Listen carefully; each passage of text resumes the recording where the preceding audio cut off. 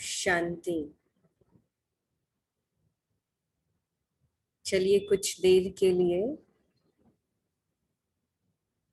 अपने मन के संकल्पों को शांत कर दें। महसूस करें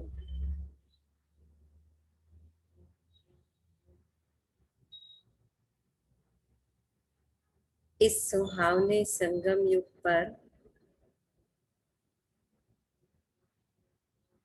मुझे परमात्मा का बहुत सुंदर सहयोग और साथ मिला है, और उस साथ को मुझे अपने मन के संकल्पों से महसूस करना है।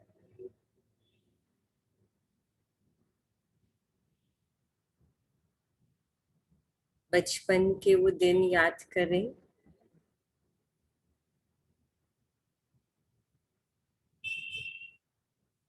कभी माता पिता के या बड़ों के हमने पैर छुए हो, या कोई बहुत अच्छे शुभ दिन पर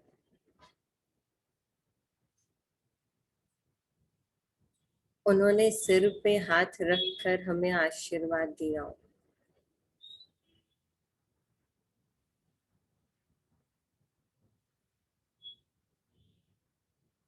कुछ सेकंड के लिए महसूस करें।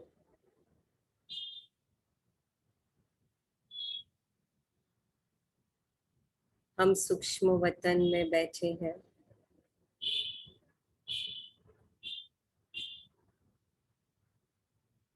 शिव बाप ब्रह्मा बाप के द्वारा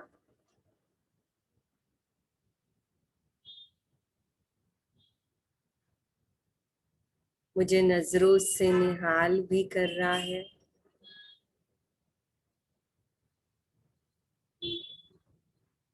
और अपने वरदानी हस्त को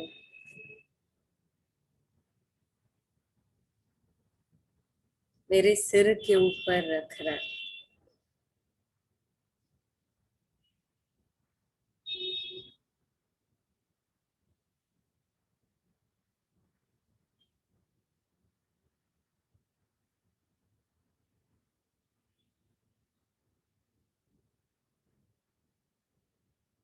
असीम शक्तियों का अनुभव करें। उस हाथ के स्पर्श को महसूस करें, और वो असीम शक्तियां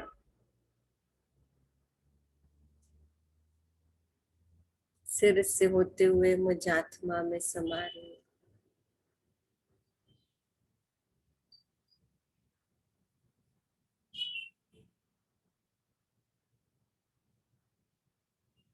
ओम शांति। ओम शांति। जब ये अभ्यास कर रहे थे तो जानकी दादी की एक बात हमेशा याद आती है कि दादी जब भी क्लास शुरू करती थी तो दादी 3 बार ओम शांति बुलाती थी, और दादी हमेशा कहती थी कि ये ओम शांति जब मैं बुलवाती हूँ तो मैं अपने आप को भी याद कराती हूँ कि मैं कौन हूँ, मैं यहाँ क्यों आई हूँ, और मैं किसकी संतान, कहाँ रहने वाली। तो मैं आत्मा शांत स्वरूप हूँ। मैं शांति दूत बनकर शांति स्थापन करने आई हूँ, और मैं शांति के सागर परमात्मा की संतान, शांति धाम की रहने वाली। कहने का भाव कि दादी के जीवन के अंदर ये बातें कितनी गुह्यता से अंदर भर चुकी थी, और हमने हमेशा ये महसूस किया कि जानकी दादी जब बार बार ये ओम शांति का उच्चारण करती थी तो दादी सच में जैसे कि वो शांति की स्थिति में स्थित हो जाती थी।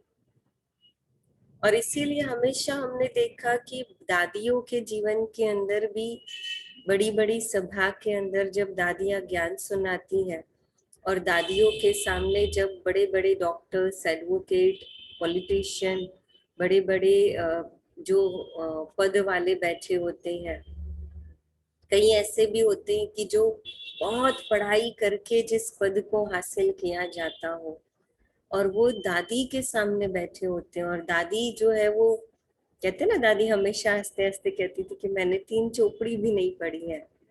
कहने का भाव कि दादी की जो ज्ञान का लेवल है, और आज हमारी दादियों को डॉक्टरेट की डिग्री से भी जहाँ पर सम्मानित किया गया है, तो कहने का भाव कि देखिए कितनी सुंदर बाबा के ज्ञान की ये विशेषता है कि एक साधारण हम आत्माओं को भी बाबा का ये जो ज्ञान है, ये ज्ञान कितना ऊंचा पद दिला देता है।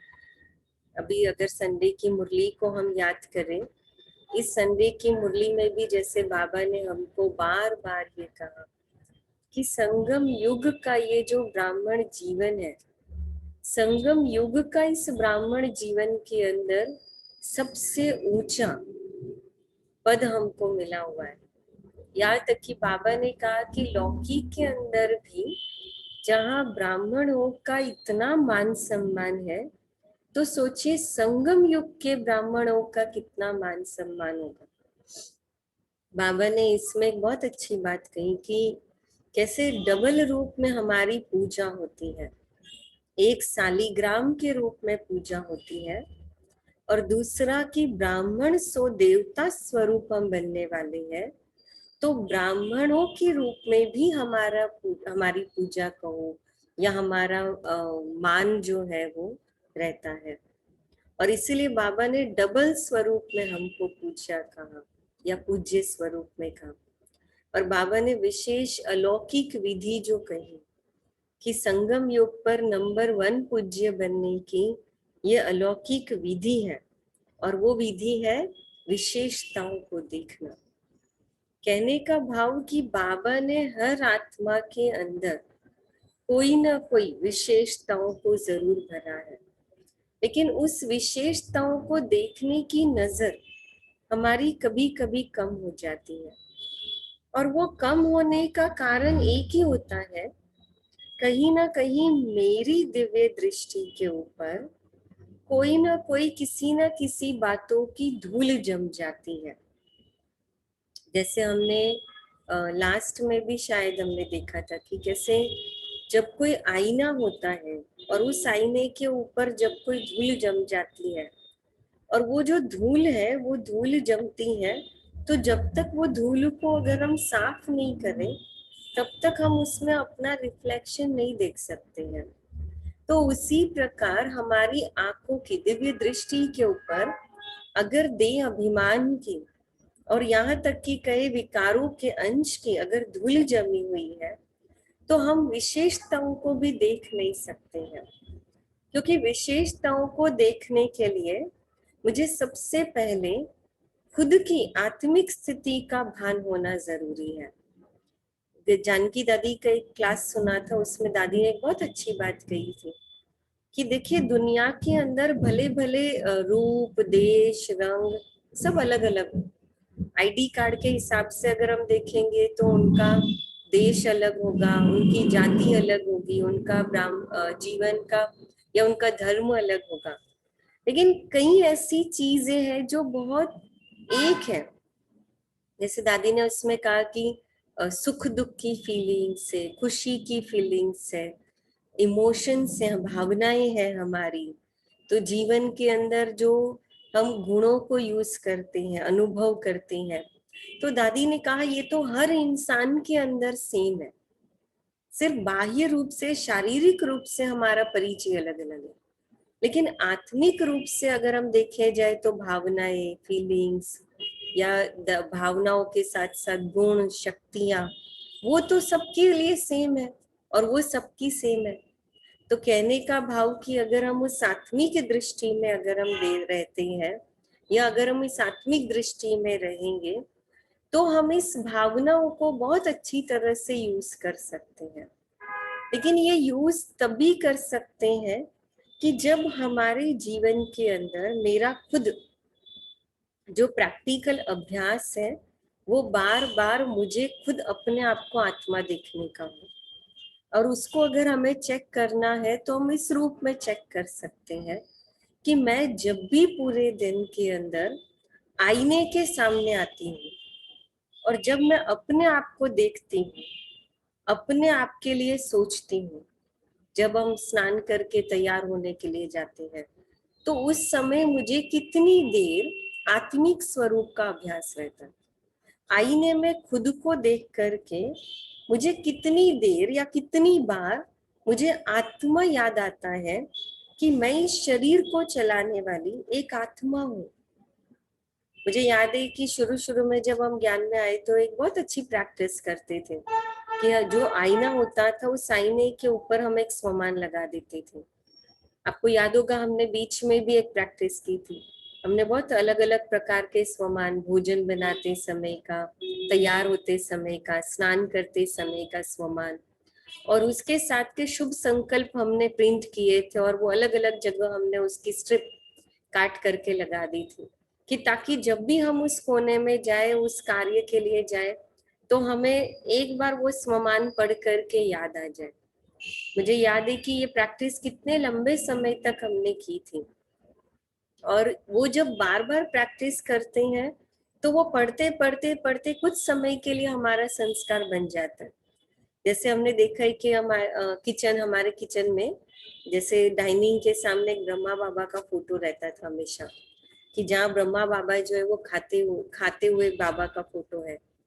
तो जब भी देखते थे, बैठते थे भोजन करते समय, तो मेरी ऐसी पोजीशन है कि मुझे सामने वो ब्रह्मा बाबा का फोटो दिखता था।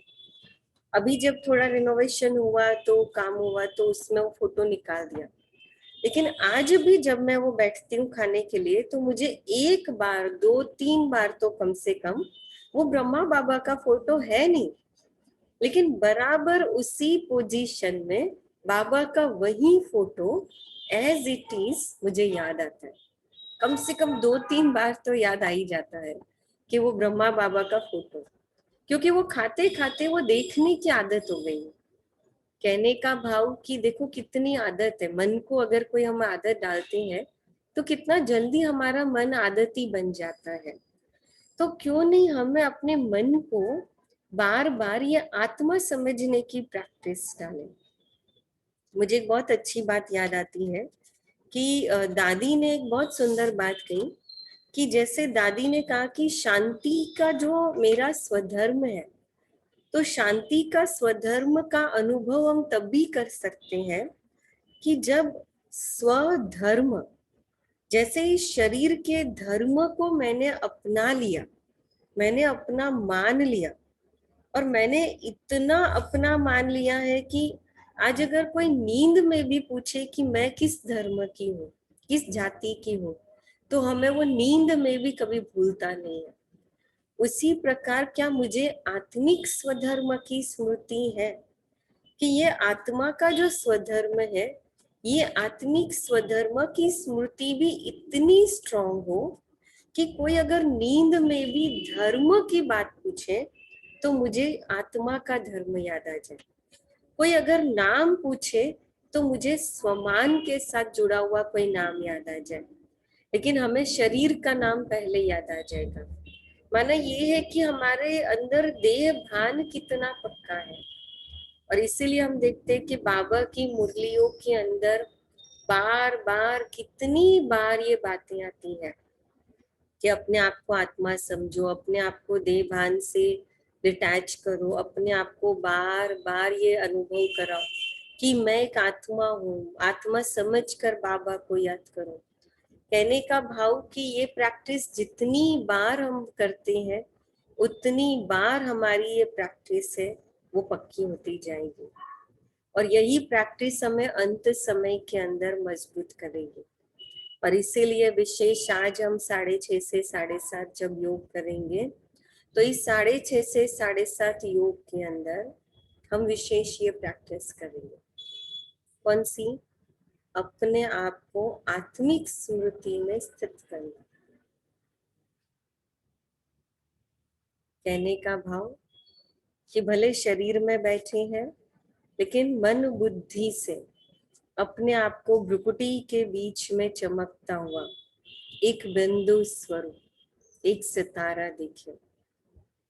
और जितना बार बार ये सितारे के रूप में देखेंगे, उतना बार बार ये महसूस करेंगे कि सिर्फ ये सितारा भ्रुकुटी के बीच में ही नहीं चमकता है, पर इस सितारे की चमक ऐसे सूर्य के समान है जैसे एक सूर्य हजारों मील दूर होते हुए भी पृथ्वी को रोशन करता है, या उसका प्रभाव पृथ्वी पर पड़ता है कि उस पृथ्वी की थोड़ी सी भी दिशा घूमती है तो इस पृथ्वी पर अंधकार छा जाता है।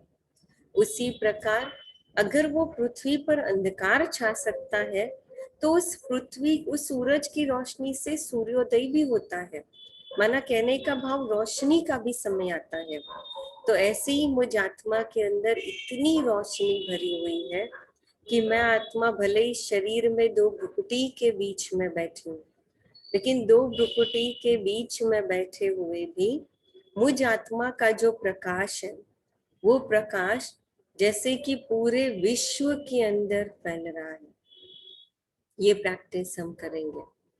तो अभी विशेष पूरा 1 घंटा बिल्कुल साइलेंस में इसी स्थिति में स्थित हो जाएंगे। चलिए अलर्ट हो जाए।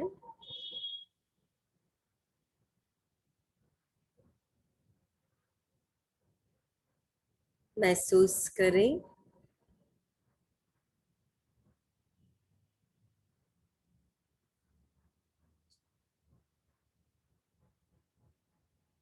इस दो भ्रुकुटी के बीच में आत्मा चमकती हुई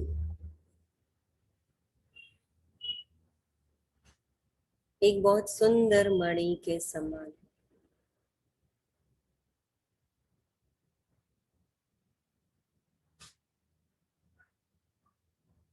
और ऐसा एक चमकता हुआ हीरा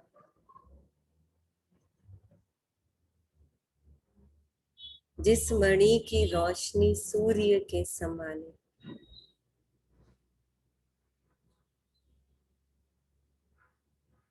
जो अनेक आत्माओं के जीवन के अंदर भी अंधकार को समाप्त कर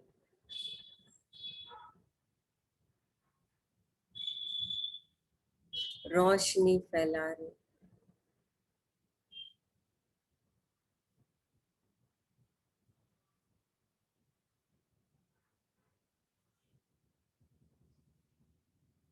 बस इसी में स्थित हो जाए।